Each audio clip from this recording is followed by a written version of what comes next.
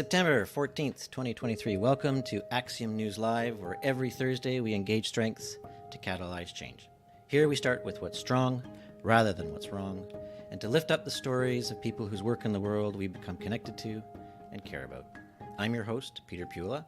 Today I'll be hosting with Encompass Co-op's Sean Loney, and we will also be joined by our one and only guest for today, Rob Fennell. Rob is founder of Camino Nova Scotia, a social enterprise based in Halifax that takes people on transforming, week-long contemplative walks. He's also the author of the newly published Camino Close to Home. So we'll hear from Rob in a little bit. But before we get started, I just wanted to share that some of the wonderful weavings in the world of Axiom News that are present for me now, Sean. And some of them include earlier this week, we hosted a community conversation that was led in large part by Julia Grady and Heather of 10C. And they were invited to that community on your recommendation a few years ago to talk about community bonds, the work that they've done in social finance, in order to be supportive to a community initiative in Brantford that is being led by citizens and convened by Jocelyn Burks, who was on our show last week or the week before as well. And during that, I learned that Heather Watt-Capitaine had shown she had been the voiceover voice for a video by Raven Indigenous Capital Partners on outcomes purchasing, which weaves us back to some of the things that that you're working on. So those are some really interesting intersections. And on top of that, I have had the pleasure this week of a visit from Dr. David Patton, whom I've done a long-form podcast with a year or so ago. And David's involved in the recovery pathways and the variety of social, community, and personal capitals that people build on their return from addiction and recovery from addiction. And he has a very expansive view of the reasons people develop addictions, and he's connected with the lived experience recovery organizations. And through our work together, Yvonne and I have had the opportunity to do some work with those communities in the United Kingdom. We've learned that much of what happens, you might say, in the lives of marginalized communities, where we see the life-giving, forward-moving initiatives that people take to make their lives the way they would like them, we see a lot of the generative principles at work that I also see in works like what's happening in Community Living Brant with regards to a citizen response to housing. Generative journalism is another. Now, this is another interesting connection. We've also had Sam Walby and James Locke on our show. And Sam is the editor of Now Then magazine in Sheffield in the UK. And they've just published a glorious series of generative journalism interviews, generative inquiries into the experience of agency in the workplace. So worker-owned and directed organizations. Well, Lo and behold, isn't it the case that Sam and Now Then magazine operate in Sheffield, United Kingdom, which is, as it turns out, where my visitor David Patton is from. So you don't always see the community this way when we do our shows, but I thought it was worthwhile just to show that what is happening in and around us is a wonderful weaving of the fabric of community. So those are some of my noticings in the last little while, Sean. Let's talk about the community.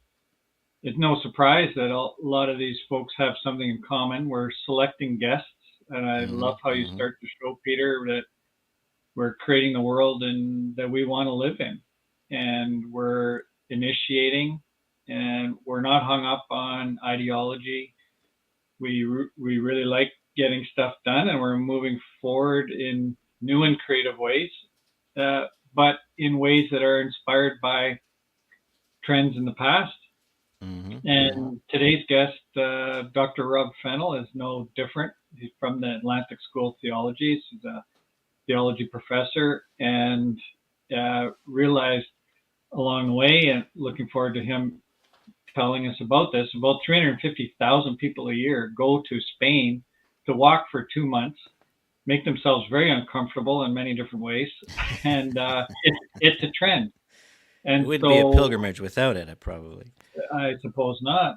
And so we'll look forward to talking to him. And I have no doubt, Peter, that you will add him to your list of connections from around the world, of people that are seeing the world in an optimistic way. And that's, to me, what this show is about. Honestly, it's a favorite hour of my week. I always feel happy at the end of it, and encourage listeners to subscribe and to join our community. And we'll keep doing this every week, and we have lots of people to talk to. And looking forward to the show today. And that's one of the beauties of narrating community and lifting up the stories of the people who are taking it upon themselves to create the world they want to inhabit. Is that by the very act of noticing and appreciating, and then illuminating the stories of people who are making these things happen, regardless of the size of the audience or of the viewers, there's very often connections that are made by this very catalytic act of storytelling that can shift communities. I also know of how some of our guests have connected with one another and with one another's communities, and they are now able to bring into community new notions, new energy, and a sense that we're not alone. We're not alone. There are people in other communities pursuing similar intentions and similar aims.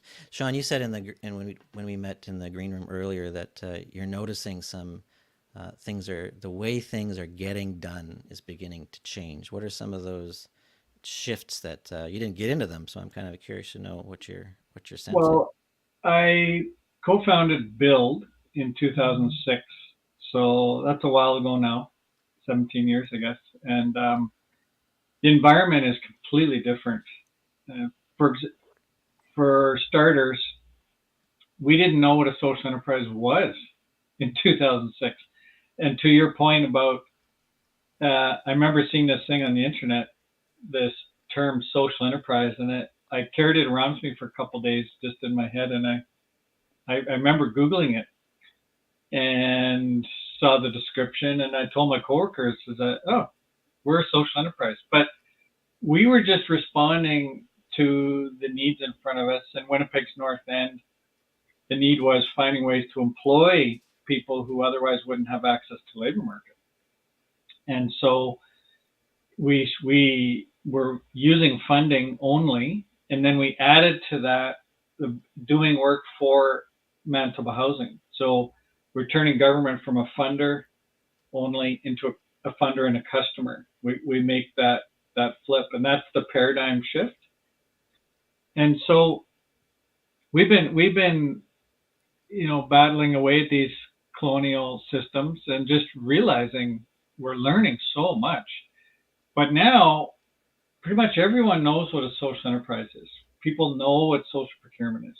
Governments know they want more of what it is we have to offer. The next step is helping them understand, or using tools so that they understand what we're doing isn't costing them money, it's saving them money. And we've talked about that in the show, and it has to do with this flip, because governments value what they buy, but they don't value what they fund. So the shift for me is 3 different parties doing things differently. So the first is nonprofits becoming more entrepreneurial.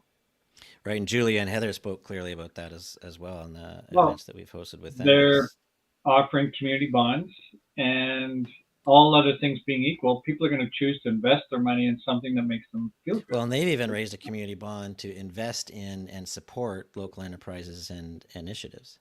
Yeah, so not just amazing. For the purchase of a building, but to actually encourage and cultivate indie trade and indie economics. And we've featured that on this show in multiple ways, including Ryan Schwartz from Tapestry Capital in Toronto. People can check out those episodes. Lots of great information, great guests leaning into this new paradigm. And so that was one of the nonprofits behaving more entrepreneurial was one of the Yeah. changes you noticed, and the other The, actors. the second thing is governments creating markets for solutions.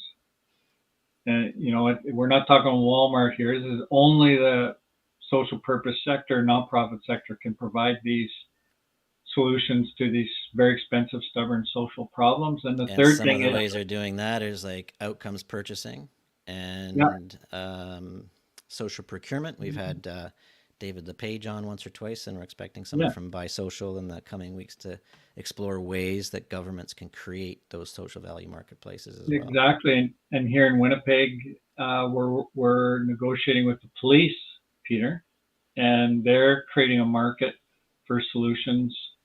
Well, we're working on this now is by saying, hey, we want a market for reduced dispatches. So, and we'll talk about this more at length on this show, but the idea is here's 100 people. They're going to be 1,000 dispatches associated with those 100 people in the next year that's expected. And if the nonprofit sector reduces that to 200 dispatches, then the police would agree to share the savings with us. And that's the revenue stream we would need to do the third thing, which is to invite investors into the game, particularly foundations, but others as well. Well, by way of And community bond, you can invite your community to invest in yeah, that particular project. so those are the three things in my world that are revolving, and all of them revolving quickly. And paradigm shifts can occur quickly. I've studied technical innovation, and you look at solar, for example. It's kind of like doubling in market share for 30 straight years, but you don't notice the doubling in market share when it's like from 0.1 to 0.2% of the market. But now we're getting up higher. Same thing with iPhones. None of us had them, and then all of a sudden, everyone had them. I mean, and what's happening is a convergence of a bunch of things all at the same time, and the same's occurring now with social innovation. And what that looks like to me is governments are exhausted. They can't keep up. They're throwing their hands in the air saying, help, we need to do something different. Investors are saying, look, I don't feel good about my money being involved in oil and gas or diamond mining in South Africa. Can you give me some options?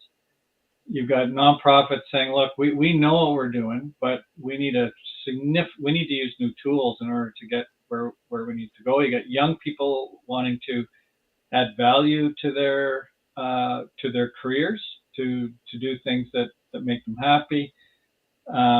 Is all of these things are converging all at the same time, and that's causing the recipe for significant growth quickly. And that's what we are pitching here on this show is tapping into that energy. Yeah, and I think it's also important to say that with the development of community bonds, like when we were speaking with Tapestry, it sounds, and with Julia and Heather, it sounds like community bonds can be structured in such a way that just about anyone can participate. Yeah. And that for me was a serious gap in community building infrastructure in the past. Is that it's very easy to call and invest in a stock or a mutual fund or a bond. You call the bank or your broker and it's done. There wasn't a way for us to actually invest in our communities, but community bonds are actually filling that gap now and making it very easy for people for as little as $1,000 to be investing in these kinds of initiatives that you're talking about directly. So then it's an intimate investment. I can be in my community. I can walk through the doors of the people that are working on it. I can participate in it. I can watch it. This is a more secure investment and a more powerful investment than most of the ones we can make otherwise, which are absentee investments. So there's an interesting, these are very, and when you say like, I think of Thomas Kuhn in The Structure of Scientific Revolutions. David Patton, who I'd mentioned earlier, started a new publishing company agency that he's decided to name New Central Media. He was going to have something about the margins in there, but he thought, no, that's defining what we're doing as marginal, not as central. Mm. So we want to shift the notion to what we're doing is central. And in a revolution, a scientific revolution, a paradigm, a gestalt, it's what you're talking about. Finally, Yeah. the things that were on the fringe and on the outside, if we pay attention to these anomalies, by paying attention to them, we appreciate them, grow the value of them, and suddenly we have a social gestalt. So for And those who think that we have to wait forever, I don't know that we do have to wait forever. It could happen well, just but like that. we need to use we need to see things differently. Yes. And often for me that means looking at what we think are problems and seeing them as opportunities. Yes. So we're going to talk with Rob Fennell here shortly, and I'm just curious to ask him about underused churches and Mm-hmm. buildings Mm-hmm. and what's happening in that field. In Manitoba, epidemic incarceration levels, is that a problem or is that an opportunity? To me, Right. it's an Right. opportunity because the current results are so bad and so expensive that it's ready for disruption. Right. It's ready for doing things very differently. But just having like a left and right just sort of yelling at each other isn't going to get us where we need to go, and being halfway in between isn't going to get us where we need to go either. But we can appeal to people's values rather than their ideologies Mm-hmm. and Mm-hmm. find good ways to move forward. Everyone, I've never met anyone that has issues with social enterprise. Uh, Mm-hmm. in your field, generative journalism is makes so much more sense. You turn on the news, Peter, and it's exhausting. It's depressing. But as Peter Block said in our very first show, and I think I'll remember this for a long time, if we're not calling what we do news, we're hooped. I'm We're paraphrasing doomed. him, but We're doomed. Yeah. we're doomed. Yeah. So I love this 1 hour of the week. And another thing that Peter speaks very well is that the one thing one of the few things we control is what we pay attention to. Mm. So we can change the world we live in by changing what we pay attention to, and that's what we're doing. The paradigm shift is also for me about moving into a world of abundance Mm-hmm. rather Mm-hmm. than scarcity. And right now, there aren't.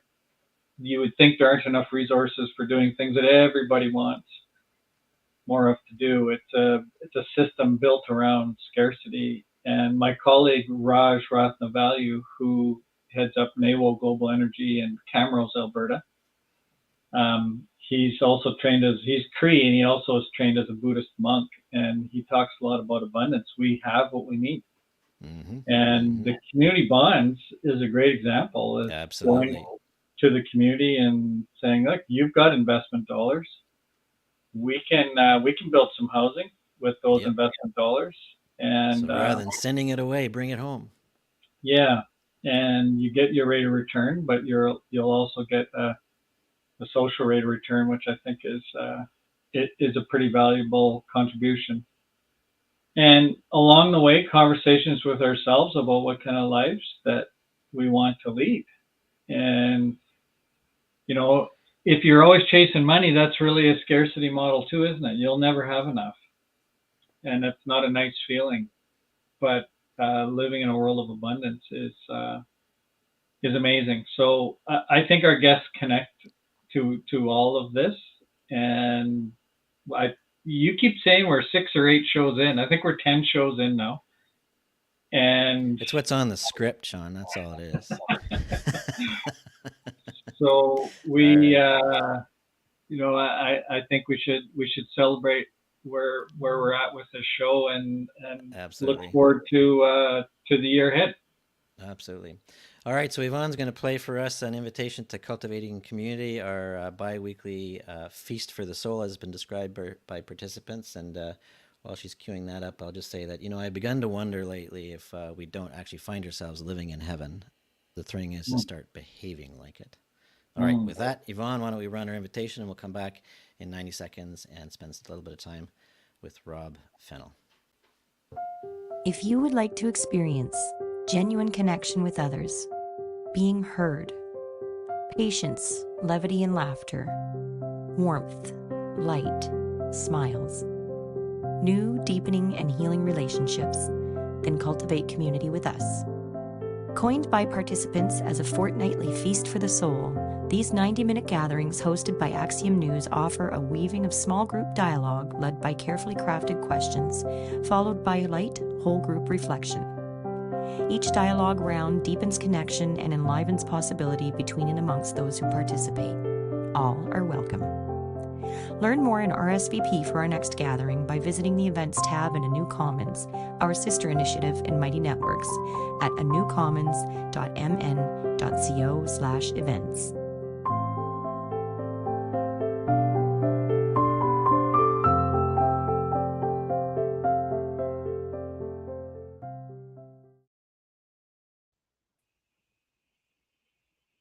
Welcome back. So I'd introduced Rob earlier as founder of Camino Nova Scotia and author of, I think it's recently published. Is that right, Rob? Yep. Camino Close to Home. So maybe we can hear a little. There it is. Have a good look, everyone. Keep your eye out for it. I'm sure by the time we're finished with our exploration with Rob, you'll want to be reaching out and getting a copy of that. So before we wade too much farther in, Sean, I guess you and Rob have known each other for quite some time, so I'm delighted to be invited into your small group for some conversation today. And you know, I always like to ask, why on earth is it that you thought you ought to bring Rob on? And maybe, Rob, why you said yes. Sean, any idea why you invited Rob?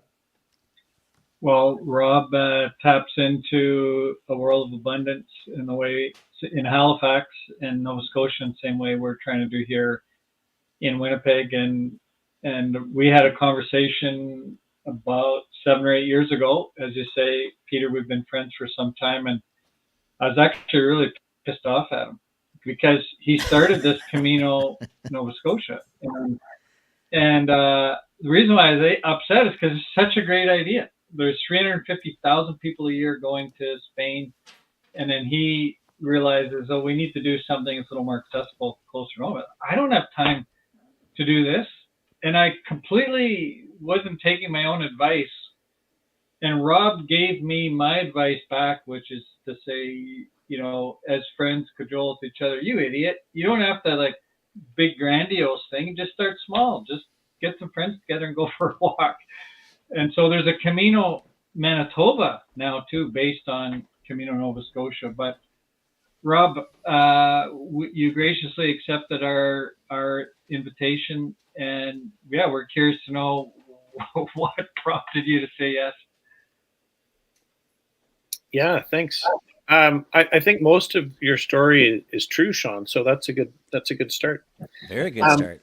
Yeah, you know, I'm glad to join you all today and to join in this conversation more broadly because, you know, I'm very interested in social transformation. I'm very committed to that.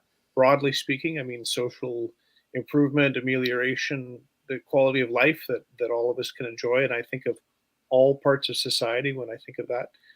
That's really dear to my heart, a really big part of my faith. So I was involved, I have been involved in pilgrimage work for about a decade. And the work I've done in pilgrimage as kind of a out branching of my academic work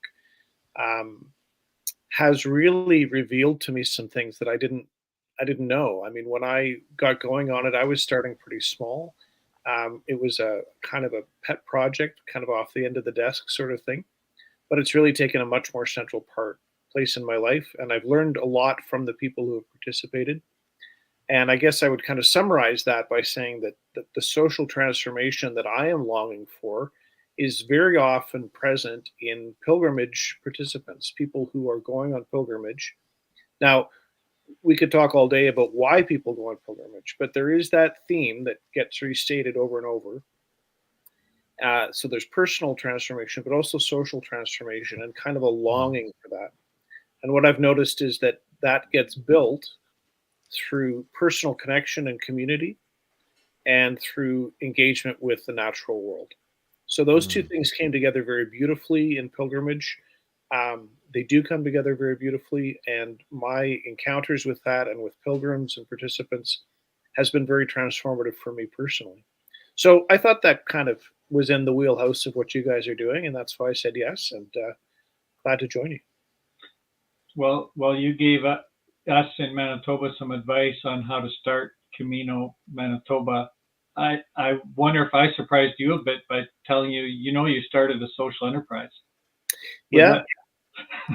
yeah, you did. I mean, Peter's right. We've been friends for a long time, and I've watched your growth and development as a social entrepreneur with great admiration and appreciation. And uh, we've talked a lot about what that's meant for you and how it works. And I still feel like I'm a real learner about that from you. But when you said that Camino Nova Scotia is a social enterprise, I thought, oh, of course it is, because we operate the program through my employer. My employer is Atlantic School of Theology in Halifax. So that's kind of the house in which it lives. But we operate the program essentially on a nonprofit basis. And if there's any amount that comes out in the black, we put that back into the program to continue to operate it, to continue to have opportunities for the following year. So it's not like some gigantic money making operation that's funding a whole university. That would be great in the eyes of some people, but what we're doing really is about social impact, really is about personal transformation.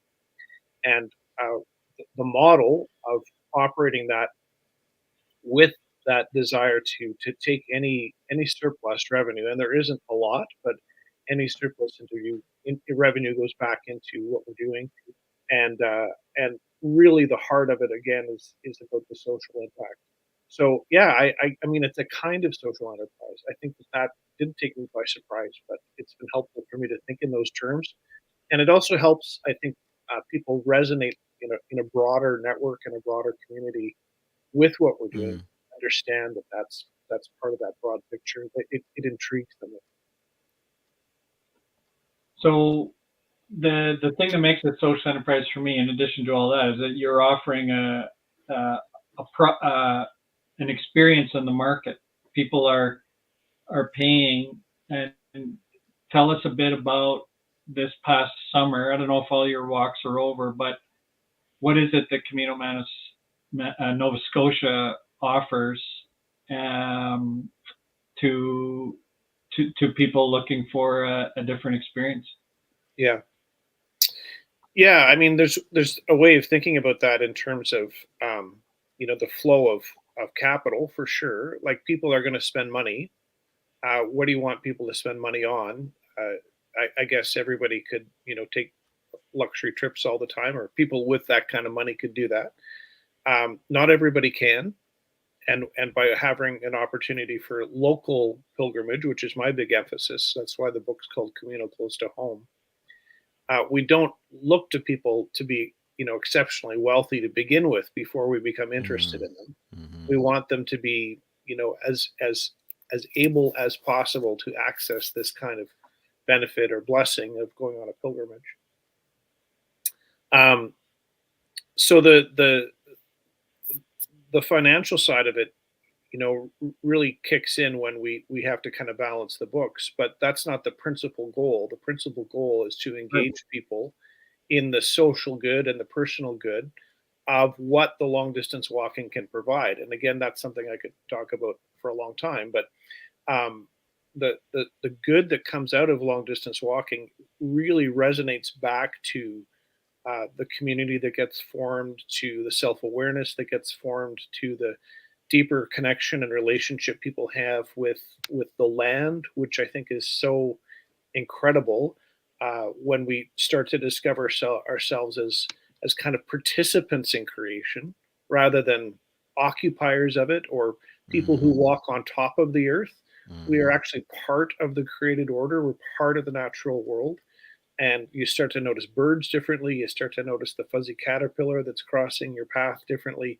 You start to notice how the wind moves in the trees differently. That really has an effect over multiple days of long distance walking. I was going to ask how long is a long distance. I myself Yeah, am a long walker, yeah, between 2 and 5 hours, and I yeah, find that great. as I'm walking, it can take me an hour and a half to find my rhythm and start breathing properly and so on and so forth, and sort of Yeah. clear out all the barnacles that have to be cleared out. And then the longer walks get into 5 and 6 and 8 hours. I start to feel Yeah. very different, sort of transformative, different Yeah. things start to enter into my mind. I feel Yeah. very different. So it sounds like you're in the Camino close to home. The walks you're cultivating are much longer than that even. Well, I say we ballpark around 25 kilometers a day. Okay. It might be 20, it might be 18, it might be 27. I mean, it does vary because we have to break the segments up in such a way that we can arrange for accommodation and meals and that kind of thing. So there has to be some logic to it. You can't just kind of stop in the middle of the woods.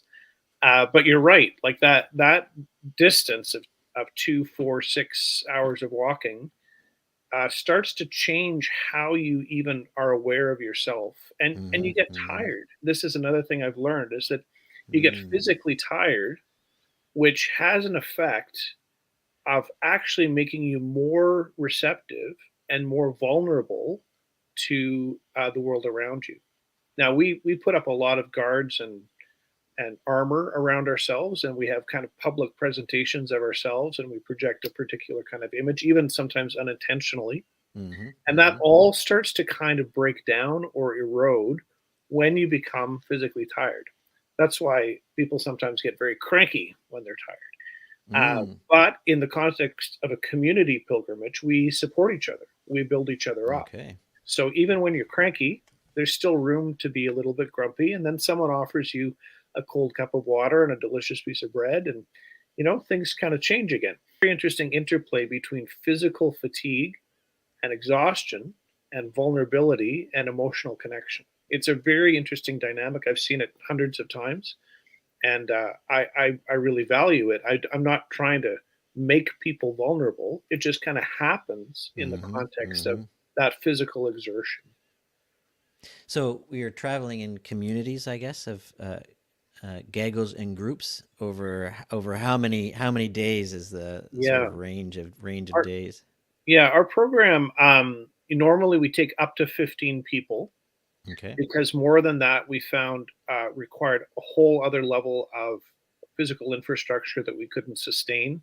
Mm, And it also meant that it was small enough that people could actually get to know each other. great. Um, and normally, like our typical program is a week, Monday to Saturday, so 5 nights, 6 days. But we do also sometimes have 1 day events and sometimes just 2 or 3 day events. So we kind of have a Okay. range of things, but our typical program is Monday to Saturday. When I first started out, it was 10 days, and that's pretty long for people who, particularly people who are working, to have 10 days off work. And if they're coming to Nova For Scotia to master meet with us, walkers.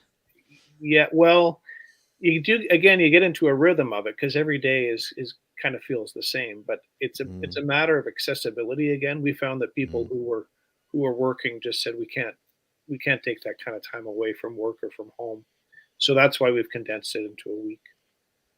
What can you say about some of the elements of a Camino close to home walk? What are some of the elements you could name for us? I mean, you said 25 kilometers a day, several days, about 15 people. Are there Mhm. other pieces of the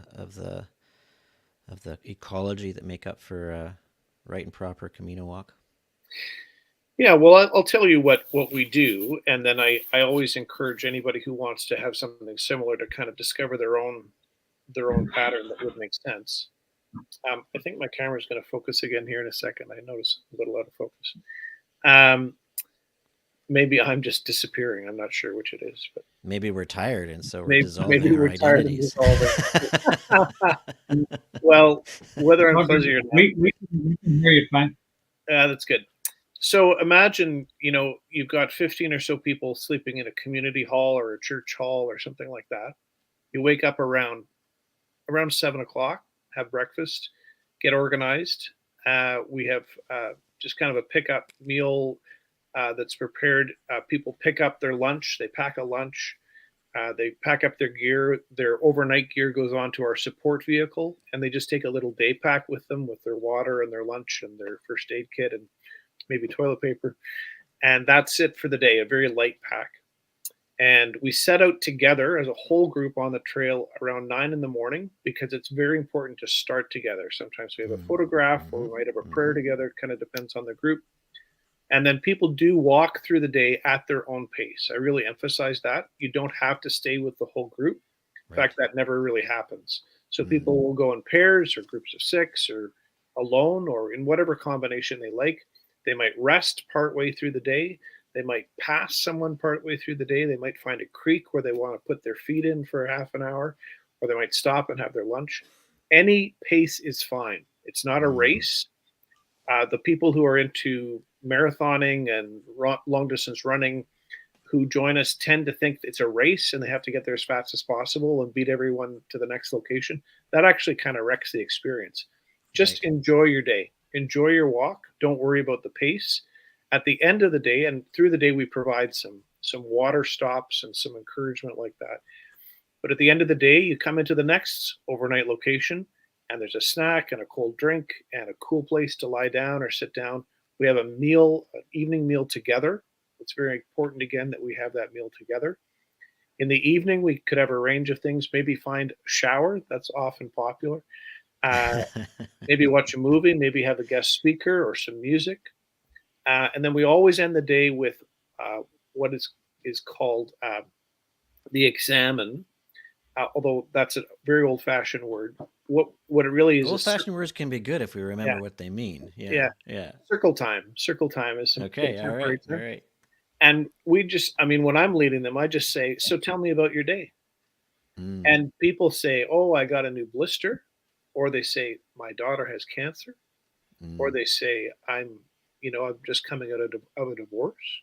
Or they say, I saw the bluest blue sky I've ever seen in my life. Like people talk about anything and everything for about an hour. And that's an incredibly bonding and transformative time as well. It sounds like the diversity of experiences is pretty plural, pretty broad. Yeah. And then, wind down and we're all pretty well asleep by about 10 or 11 because it's been a long day. We all need our sleep. So and then the cycle repeats. Every day is pretty well the same that way. We might have a variety of activities in the evenings, but the daytime is the main walking time, again, at your own pace, at your own sense of discovery. Some people will journal. Some people take lots of photographs that way. Some people like the conversation. Some people want to be silent. Well, I see that in the way communities form and organize too. It's important to start together. But I think with the principle you have around your walks is that whatever pace is natural to you is the right pace. And that people will go and I find in walks like that, the groups will form and reform and change. And that's exactly right. They morph very naturally, and it seems to be a more natural way to be. Totally. And I imagine being in that practice, in the Camino Close to Home practice, just might strengthen some patterns and life-giving processes, muscles for being together differently. That's the idea. That's the idea. I mean, we are not, as adults, we are not used to sleeping in the same room as a bunch of other people. Right. I mean, it's a big hall, but it's still kind of weird. We are not used to waiting for supper if supper's not quite ready, or waiting for the person who's still coming in from outside before we sit to eat together. There's a lot of things that are a little bit unusual about that communal setting, but I'm a big communitarian, so I really believe that community makes the difference, and I try to emphasize that, even though there's independent time through the day. Sean, that's a nice word to lay claim to, too, communitarian. Sean, sorry. So I've got a copy of the book, Camino Close to Home, and I got a question for you, Rob. I just wanted to read out of it, Peter.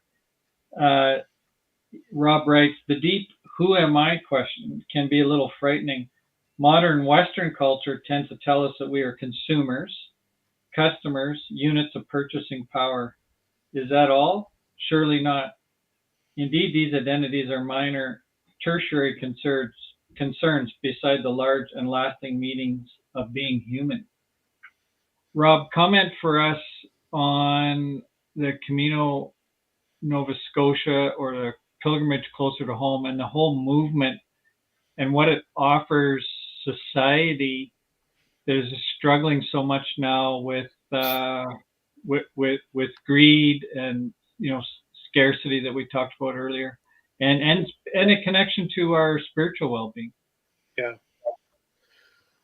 Well, I think there's all these benefits or blessings to pilgrimage that I continue to really want to share with people, in whatever format or forum they can find them, whether it's through our program or one in Manitoba, or whatever is available, or maybe you kind of need to start your own thing. Um, Mm. but what I find, is just over the years, over the decade or so, there's these little intimations or glints or glimmerings of a new society that emerge through this. And we want to kind of model that, even just for a week, just to try it, just to taste it, just to say, oh, that's what it feels like to live a Mm. more Mm-hmm. communitarian experience. That's what it feels like to be more invested and closer to nature. That's what it feels like to be unhurried through my workday, which is not a workday at all on pilgrimage. This is what it feels like to have kind of a leisurely pace. This is what it feels like when someone helps me get my meal and I help them get their meal.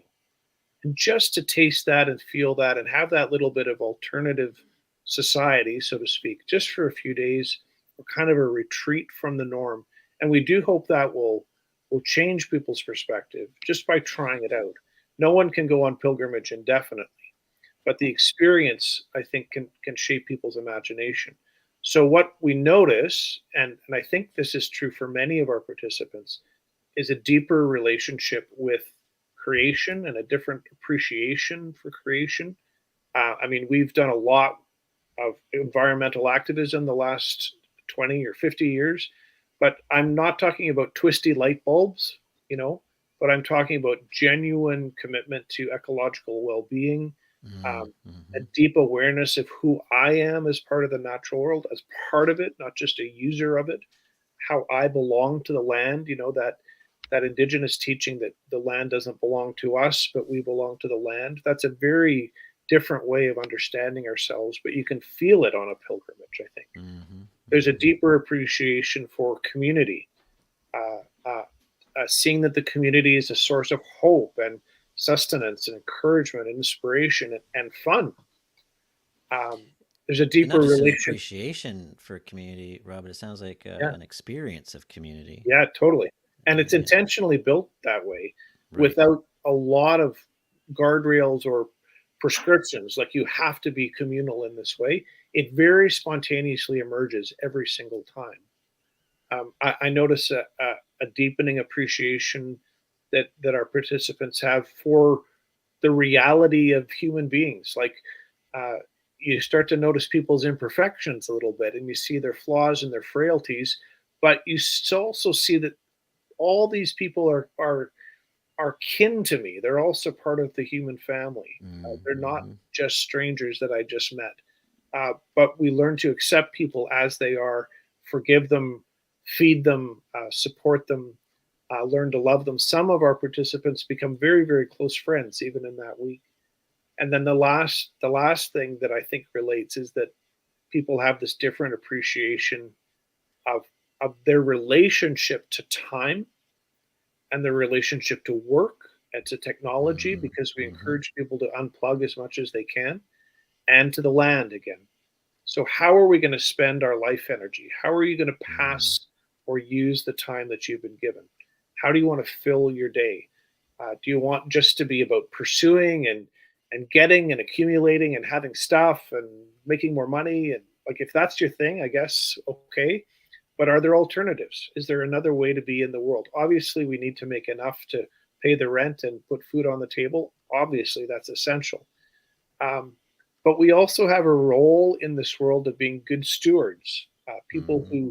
who are friends of the earth, people who are supporters of other human beings, supporters of the other creatures around us, and the well-being of the water and the well-being of the farms and the land. And we just start to appreciate that differently, I think, when we have that slow pace, what I call the human pace, of Mm-hmm. 3 or 4 kilometers an hour. That's a very human pace. It's not the Mm-hmm. speed of light. It's not the speed Mm-hmm. of business. It's not the speed of technology.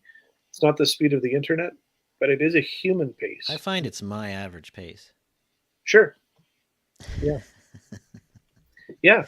Well, that's normal. like you're outing yourself as a normal person, Peter. Yeah. Wow, that's a revelation. But like we can embrace that, right? We can embrace our absolutely. ordinariness rather than thinking that life is about becoming exceptional. Actually, life is about becoming a participant in the good natural processes that are happening around us and loving and caring for the people around us. That's more about the reality. In pace and natural, being, well-beingness.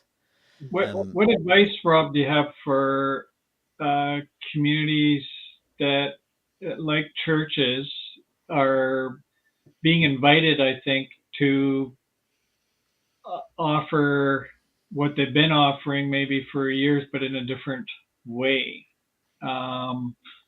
There's been a significant decline in church membership, especially mainstream churches.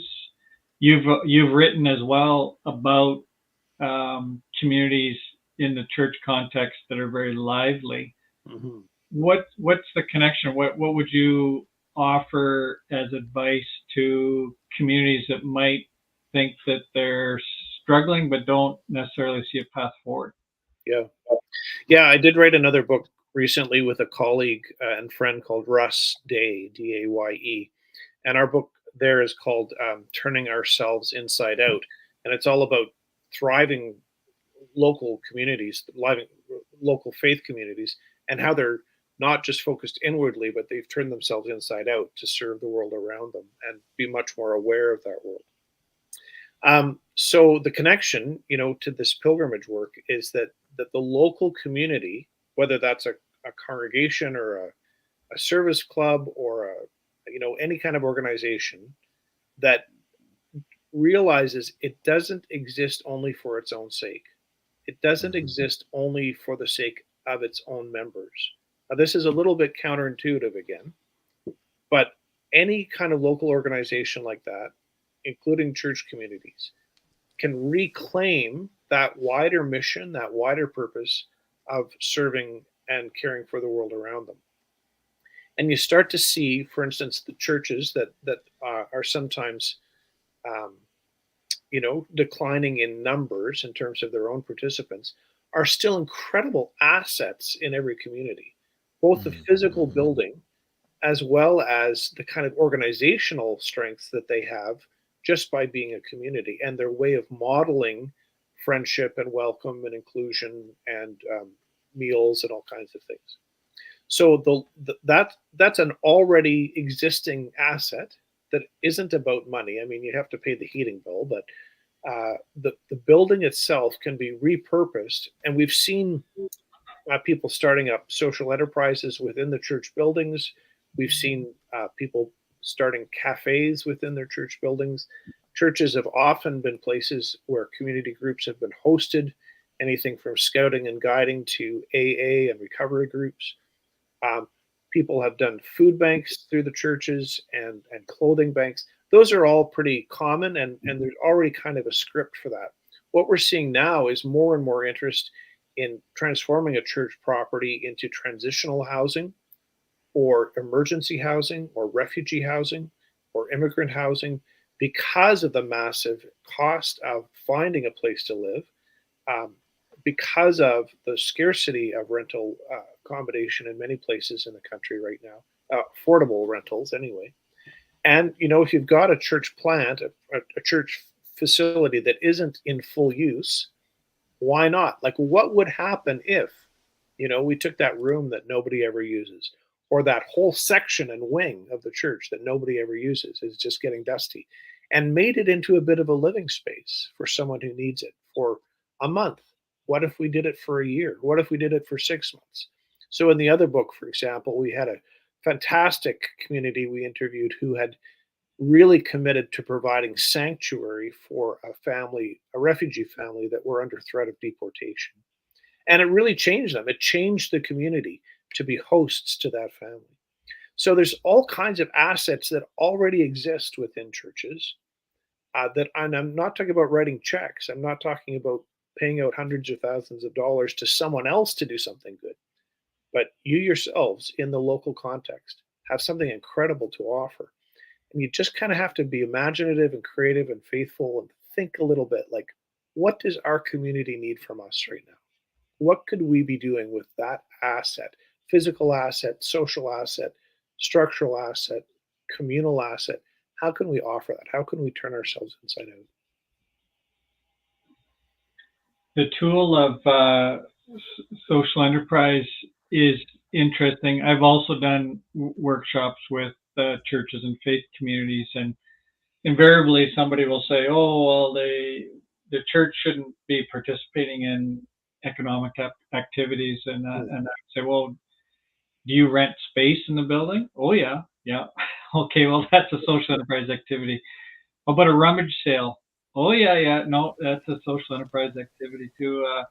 What about a talent night to raise some resources, or a pop-up cafe or something?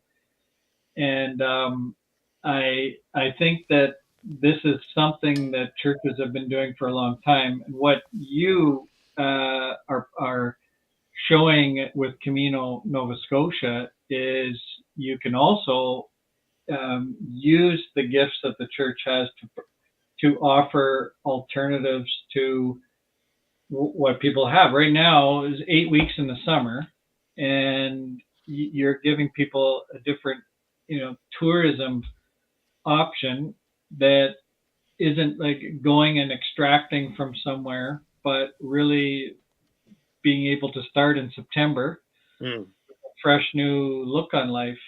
And it seems to me to be a pretty integral opportunity for people to offer. So let's say people are listening and they say, this pilgrimage close to home is a great idea. The first thing we could say is buy Rob's book, but they can also just go for a walk by themselves or with some friends, but make it purposeful. Can you talk a bit about what that looks like? Yeah, well, I'll talk about both things since you mentioned the book. I mean, the book is the story, partly of how we developed Camino Nova Scotia, but it's also kind of a handbook for anybody who wants to develop a local pilgrimage. Like I've got charts and lists and all that kind of stuff, and step by step. Not that you should absolutely duplicate what we've done, but just catch a spark and think about that. Whether that's, as you say, Sean, go for a walk out your front door or take a couple of friends along. Start dreaming, start thinking. There's that whole phase of just dreaming stuff up and imagining. I went through that for 2 or 3 years before I launched anything. And starting small is okay. It doesn't have to be a great big grand project off the hop. You can just do something little. You can make it just in your own town. So that's something that really is there already kind of built into the book. And I want people to not just, I don't want people to duplicate what we have done, but to be inspired to do what makes sense in their context. And that might not be a pilgrimage. It might not be a walk. Maybe, maybe you've got a front property in front of your church or your club, which is where all the cyclists ride by every day. What if you had some little project where you were helping out the cyclists with, a place to stop and get a drink of cold water, or a place to stop and get a energy bar, or a stop to use the washroom, or a stop to, have a little bike tune up or a cup of coffee or something. Something of offering sanctuary along the way. Yeah. And the thing is, they're literally right in front of you, right? You don't have to go looking for them in that case. Or maybe in your community, the big outcry is, we don't have enough opportunities for young families with preschool children.